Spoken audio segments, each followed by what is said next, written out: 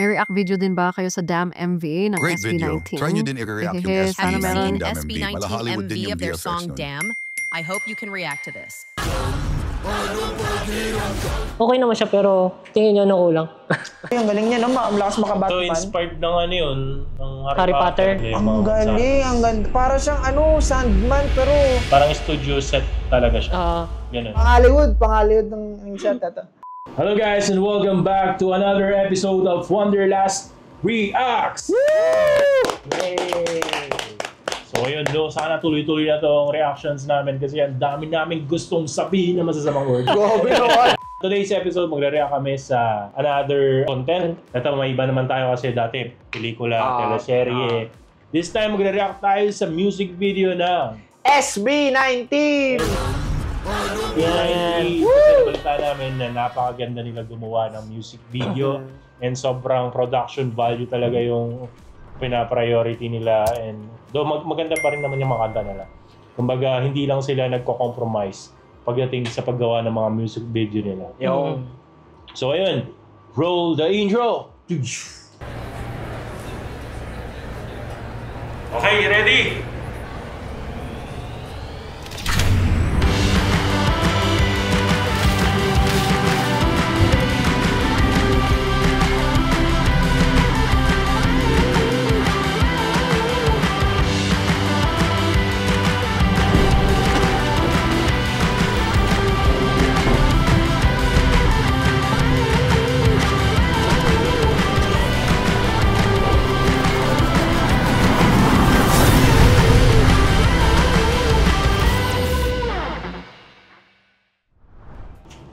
Okay, let's react.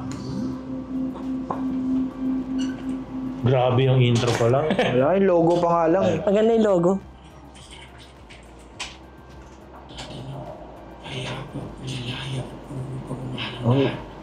Lakas Tree of Life.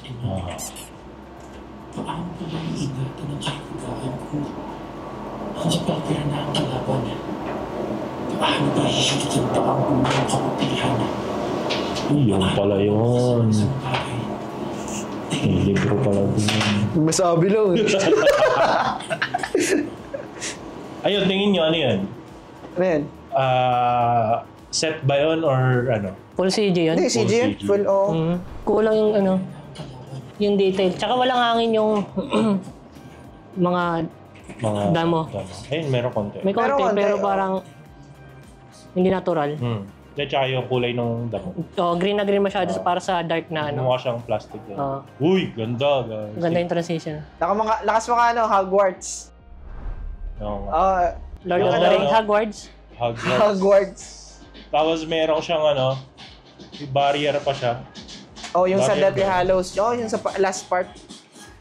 Yun lang. Yun lang. Medyo may siya doon. Paano ba yung laptop? Sorry yung laptop Hindi yan, yung close-up na yan ni... Sino ba ito? Si Josh. Di ko alam, pero may something off lang doon sa composition ng background shot, niya sa kanya. Okay.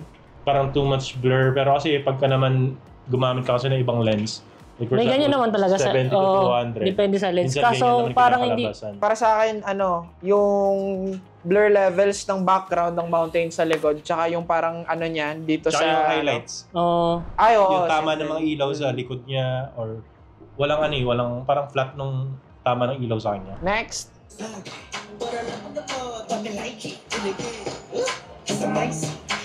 Ang ganda. Ganda na ito. Ang ganda ng nila. Yung... Set Extension. Ito, ang ganda nito.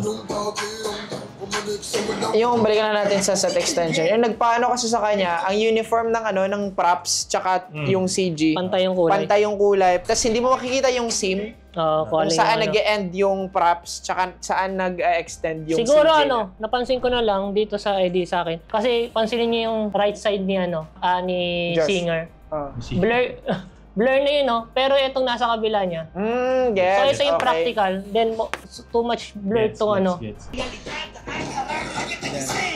Ito, ang ganda nito. Ito maganda yung nila. Practical yung hagdan nila.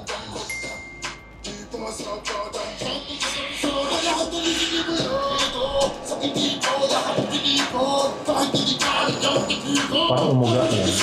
Ay, hindi, camera. Yung camera movement niya. Oo. Di, no? Ay, okay. Medyo may umuga. Hindi sa uniform na yung pader tsaka yung hagdan. Hindi sabay yung ano nila. Oo. Match yung ano nila mo. Eh, no? Gets. Dito siguro sa akin yung medyo off sa akin yung blur sa Yung background mismo. yung background kasi parang uniform siya na na pag-blur sa kanya. Oo. Dito. Tsaka yung tama ng ilaw, Ilaw. sa silhouette niya. Hindi natural. Hindi accurate. Wala yung ano yung Depth. depth. Parang sa akin may depth siya pero ang bilis ng transition kasi pag dito sobrang sharp niya pa pag ditong Blur na. sobrang blur na siya sa ika-4 na statue dito 1 2 3. Hindi ko sure pero baka hindi sila gumamit ng Z-Dep. Okay. It's yung Z-Dep guys, ito siya.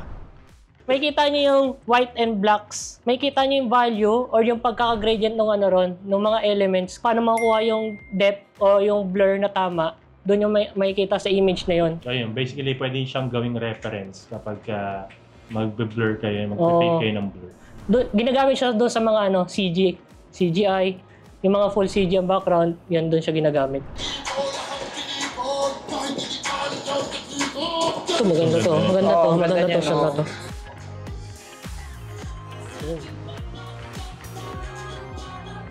Yung set extension.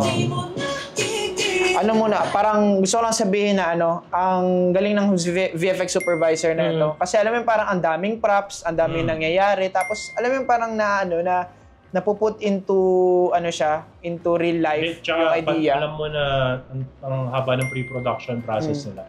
Kasi for sure, meron na silang assets na Pinipare. existing na. Oo. Tapos ang nag-adjust siguro yung production design. Galing na yung reflection.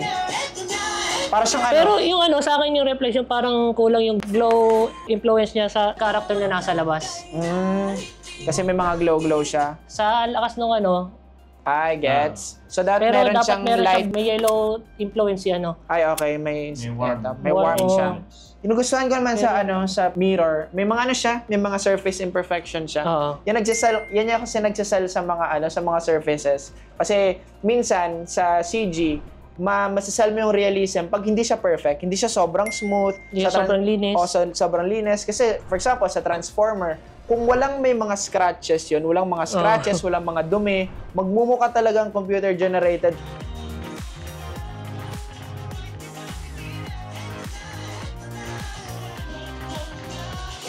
Ewan ko.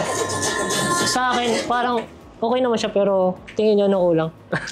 Para siyang Okay yung shot. I mean, pero Parang previous, ang pangit ng term ko, pero parang nasa studio ka ng parang studio set talaga siya. Ganun. pero syempre CG tong puno, alam natin yan. Feeling ko malinis masyado. Kasi direct. wala siyang Wala siyang atmosphere. may atmosphere sa likod niya pero sa harap wala. Parang volumetric. So yan. Ang galing niya, no? Ang lakas So maka-Batman. inspired ng yun, ng Harry Potter. Harry Potter. Death Eaters. Death Eaters, Harry Potter. Manipis pa nga yung usok nilang ginamit nun eh. Kasi mahirap diba? Simulate. Usok. Ang gano'n na smoke. Tsaka yung detail niya, hindi super detail yung smoke kasi bigat na masyado yung render render time nun, tsaka kung i-render yun, mahaba yung oras. Matagal. Kaya ganun yung nila. Naiintindihan namin kung bakit ganun yung detail nung... naman, nag-work. Okay naman, maganda naman siya. Para sa akin yung favorite shots ko dito yung kay Josh, yung sa nasa siya. Hindi, yung sa mga gold, sa mga okay yung compositing yung ng gold. compositing, yung props, tsaka yung overall na interaction niya sa mga niya. Feeling ko ang nag-comp nung isang team, kaya pare-parehas yung na to or isang tao. Yung kay Josh. Okay yung shot na. Lakas maka-Hogwarts ng Hogwarts those Death Eaters.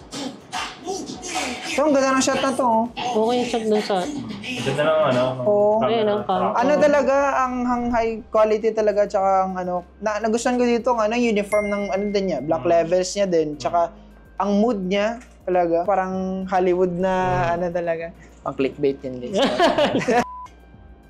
Eto sa ano na, ay, si Stel to. Si Bad Esther.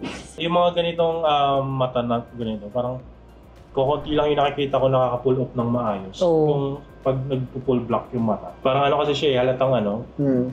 Alam mo yun, kasi ang problema sa mata natin, may shadow pa kasi siya sa talukap natin. Ngayon, pag inalagyan ng effects yung ano, yung mata, isang ano lang yung ginagawa, solid lang. Parang kagaya yung bininak lang. Pili ko black lang yun, tapos may konting reflection. May isang reflection lang na ano. Nilagyan nila ng highlight. Angas nito. Angas na. Perspective na Maganda yung shot na. Yun, no? Ayun, no? Yan, ang ano, malakas maka Hollywood talaga. Imagine na ko ano. paano pumasok si Pablo dun.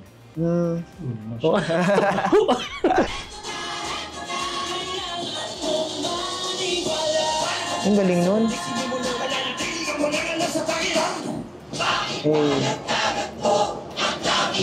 Ito din.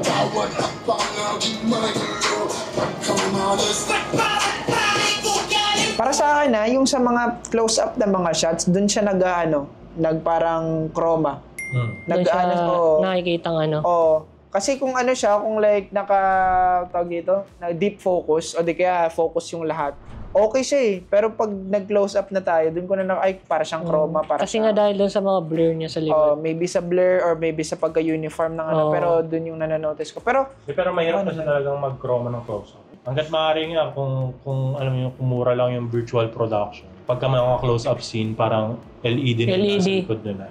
Kasi di ka na magkakroma, tama pa yung ilaw, tama ano. Itong galing Galing. Ba't naging dalawa yung Ibon. Ano yan? Nagkagibunshin. Pag tama. Naging tatlo actually. Ayun. Okay. Bakit naging tatlo?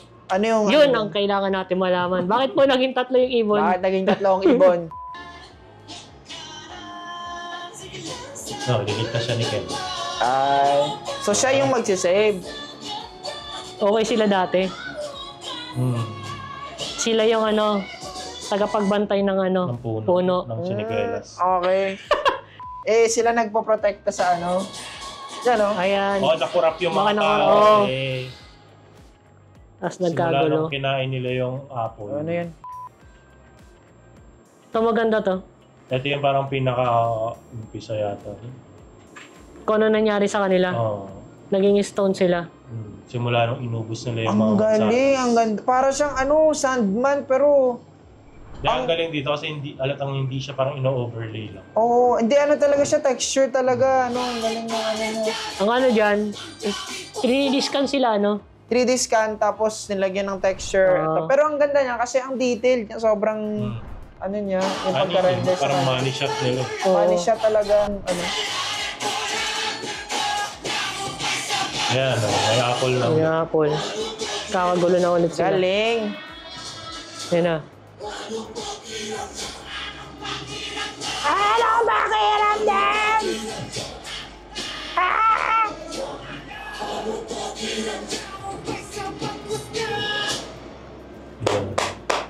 Galing! Good job! Ang galing, ang ganda.